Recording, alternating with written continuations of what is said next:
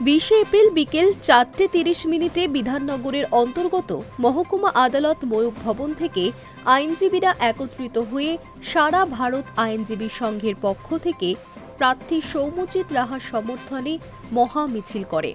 তারা করুণাময়ী হাউজিং এস্টেটের খেলার মাঠের সামনে এসে একটি সাংস্কৃতিক পথসভার আয়োজন করেন। মিছিলে প্রায় 150 জন আইনজীবীদের সঙ্গে পায়ে পা মিলিয়েছিলেন অসংখ্য মানুষ, কর্মী সমর্থক এবং সাধারণ পথচলতি মানুষজনও। এই মিছিলে আইনজীবীদের সঙ্গে পা মিলিয়েছেন অসংখ্য লাখ কর্মী সমর্থক ও সাধারণ মানুষ।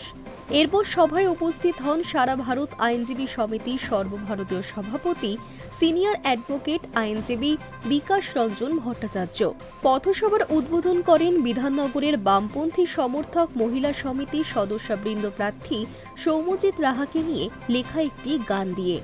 এরপর এই সভায় বক্তব্য রাখেন আইনজীবী বিকাশ রঞ্জন ভট্টাচার্য।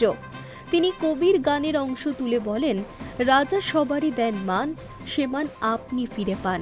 আজকে আমাদের রাজা আমাদের রাজ্যের সরকার, কিন্তু বর্তমান সরকার স্বজন পোষিত করতে গিয়ে সাধারণ মানুষের অধিকার খর্ব করছেন, বঞ্চিত করছেন সাধারণ মানুষকে। তাই সাধারণ মানুষের ভাববার সময় এসেছে। সাধারণ মানুষের ভূমিকা খানিকটা শিক্ষকদের মতো।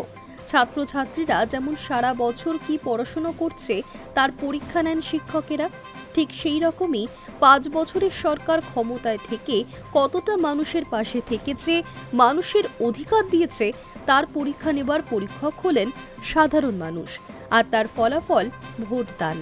তাই ভোট দেবার আগে সাধারণ মানুষের ভাবতে হবে। এবার ভোটে কি হবে তা তো জনগণ বলবে। আমরা বলছি এবার ভোটটা হওয়া উচিত ওই কালবৈশাখীর ঝড়ে ফুল ঝড়ে উড়ে চলে যাক। কোন ফুলটা? ফুল ফুলের কোন রকম বৈচিত্র্য নেই, দুটো ফুলই উড়ে যাবে ঝড়ে। আমি হাত দেখাতে কোন বিশ্বাস করি না, কুণ্ডলী আঁকে না, এগুলো বিশ্বাস করি না। আমরা মাটিতে কাজ করি, মাটিতে কাজ করে দেখছি মানুষের মধ্যে একটা ঘৃণা তৈরি হয়েছে তৃণমূলের বিরুদ্ধে। সেটা সুযোগ নেওয়ার চেষ্টা করছে বিজেপি, কিন্তু আমরা মানুষকে একথা বোঝাবার চেষ্টা করছি যে তৃণমূল এবং বিজেপি একই সংসারের দুজন শরিক। অর্থাৎ তৃণমূলকে তাড়িয়ে বিজেপিকে আনা মানে হচ্ছে ঝগড়টে বউকে তাড়িয়ে আর সতী নানা, একই ব্যাপার। হেভিওয়েট দুর্নীতিবাজ, হেভিওয়েট প্রার্থী হয় না, দুর্নীতিতে সুজিত বাবু তার দলের নেত্রীর খুব কাছের লোক। সেদিক থেকে আমাদের প্রার্থী সৌম্যরা একজন স্বচ্ছ আইনজীবী, যিনি মানুষের সঙ্গে থাকেন। লড়াইটা দুর্নীতি বনাম সুনীতির লড়াই। এই যে তো অনেক দেরি করেছে, গোটা দলটাই দুর্নীতিতেই যার জন্ম, দুর্নীতিতেই যে দলের জন্ম, সে দল দুর্নীতিতেই লালিত পালিত হয়েছে। তদন্তকারী সংস্থার দায়িত্ব বহুদিন আগে থেকে ছিল তদন্ত করার, করেনি। এখন নিজেরা থাপ্পড় খেয়েছে, সেই থাপ্পড় খেয়েছে বলে এখন তদন্তটা করছে। চোরের বিরুদ্ধে তদন্ত হবে, তার সময় কি আছে? পঞ্জিকা থেকে দুর্নীতি করেছে, তৃণমূল কংগ্রেস বলুক আমরা পঞ্জিকা থেকে দুর্নীতি করেছি এবং পঞ্জিকা থেকে তদন্ত হওয়া উচিত। তদন্ত চলবে, যদি ওরা চুরি না করতে ভয় কিসে। এরপর ওই মঞ্চে উপস্থিত হন গণসঙ্গীত শিল্পী সৌমেন রায়। তিনিও গানের মাধ্যমেই বুঝিয়ে দেন, যা কিছু পুরাতন জীর্ণ যাক, ঘুচে যাক। এরপর বিভিন্ন গণসঙ্গীত পরিবেশন করেন। তিনি গানে গানে বলেন, পথে এবার নামো সাথী, পথেই হবে এ পথ চেনা। লড়াইয়ের ডাক ছিল শিল্পীর কণ্ঠেও। তিনিও বিধাননগরবাসীদের কাছে অনুরোধ করেন, আজ সময় এসেছে আমাদের গর্জে ওঠার, অন্যায়ের বিরুদ্ধে প্রতিবাদী হওয়ার জন্য। সুস্থ সমাজ ব্যবস্থার জন্য বামফ্রন্ট সরকারের কোনো বিকল্প নেই। এরপর বক্তৃতা রাখেন সারা ভারত আইনজীবী সমিতির উত্তর 24 পরগনা জেলার সম্পাদক আইনজীবী সুকান্ত রক্ষিত। আইনজীবী হিসেবে তিনি তুলে ধরেন বিচার ব্যবস্থা আমাদের ঠিক কতটা বিপর্যস্ত। তিনি বলেন, 2011 সালের পর কি আদৌ কোনো উন্নয়ন হয়েছে তা ভেবে দেখার সময় এসেছে সাধারণ মানুষের। প্রত্যেকটি ভোটের সময় প্রার্থীদের মনোনয়নপত্র জমা দেওয়ার সময় হলফনামা জমা দিতে হয়।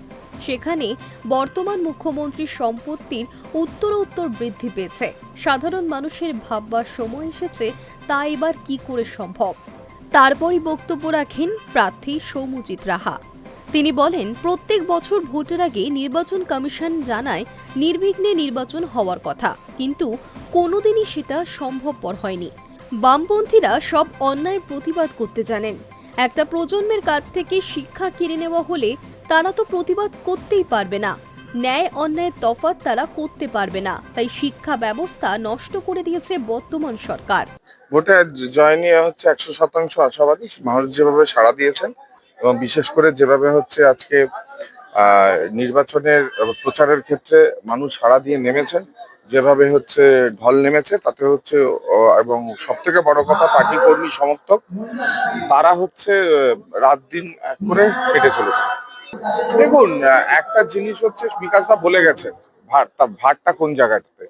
সেইখানে আমি মনে করি হচ্ছে যে আমরা আমাদের কর্মীরা যেভাবে খেটেছেন আর যত সময় গেছে আমাদের হচ্ছে এলাকার মানুষরা হচ্ছে আরো বেশি আমাদের মিছিলে জড়ো হয়েছেন।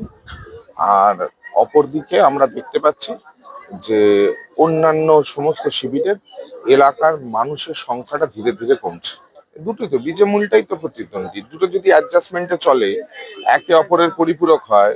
আজকে গত নির্বাচনে দেখেছি লোকে বিজেপির হাইপে বিজেপিকে ভোট দিয়েছে, তাদের আসন কমেছে, তৃণমূলের আসন বেড়েছে। সেক্ষেত্রে তো প্রতিপক্ষই কমন প্রতিপক্ষ, দুজনের মধ্যে চাই তো একে অপর টিকে যাক। আর মাঝখান থেকে হচ্ছে সিপিএম জানার কোনোভাবে দেখছেন না, বিজেপির নেতারাই বলছে তো দরকার হলে তৃণমূলকে ভোট সিপিএম কে দেবেন। আর তার মানেটা কি? তার মানেটা হচ্ছে মূল প্রতিপক্ষ তারাই, আমরা হচ্ছে প্রতিপক্ষ। এরপর নাটকের মধ্য দিয়েই কর্মসূচির পরিসমাপ্তি ঘটে। Hi news network.